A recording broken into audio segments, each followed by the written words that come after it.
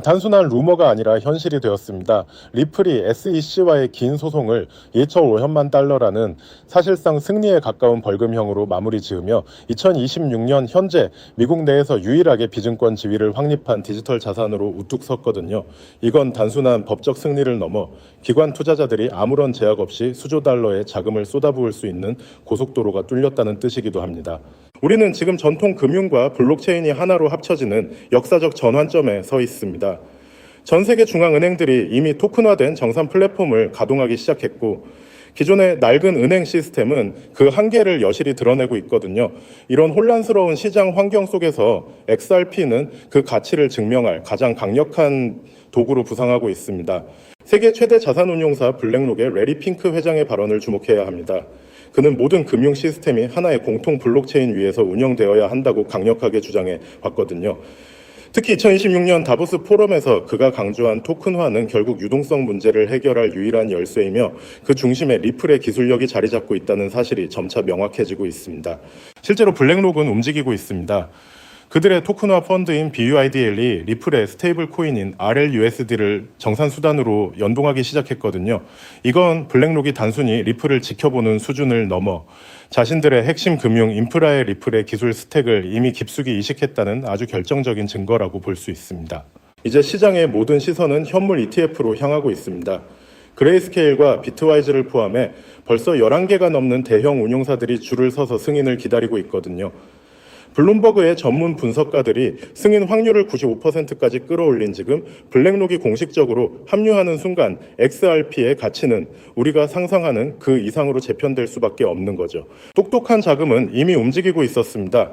최근 시장의 변동성에도 불구하고 기관 투자자들은 약 3억 1천만 개, 무려 10억 달러 규모의 XRP를 조용히 매집해 왔거든요.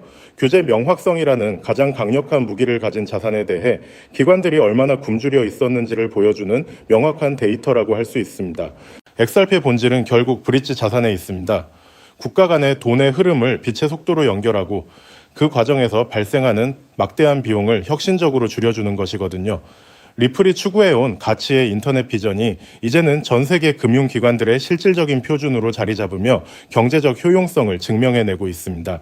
여기에 앨런 머스크의 X가 추진하는 금융 허브 전략까지 맞물리고 있습니다. 글로벌 결제 인프라의 핵심 엔진으로서 XRP가 가진 유틸리티는 거대 테크 기업들에게도 거부할 수 없는 매력으로 다가오고 있거든요. 금융과 기술 그리고 규제의 완벽한 삼박자가 XRP를 향해 정렬되고 있는 셈입니다. 레리 핑크 회장이 말했듯 토큰화는 단순히 수수료를 줄이는 게 아니라 금융의 민주화를 가져옵니다. 중간에 불필요하게 새나가는 돈을 막고 시스템의 투명성을 높여 부패를 방지하는 것이죠. 리플 생태계는 이런 공정하고 효율적인 미래 금융의 토대를 닦으며 그 위에서 동반 성장할 수많은 유망 알트코인들까지 이끌어가고 있습니다. 차트의 단기적인 하락에 일일비하기보다 곧 도래할 제도권 편입의 시대를 내다보며 XRP의 보유 수량을 꾸준히 늘려가는 것이 이번 투자의 본질입니다. 리플이 글로벌 결제 인프라의 핵심 동력으로 자리 잡을 때 그 생태계 안에서 동반 성장할 유망 알트코인들까지 전략적으로 선점해두는 해안만이 여러분을 자산 성장의 진정한 주인공으로 만들 것인데요.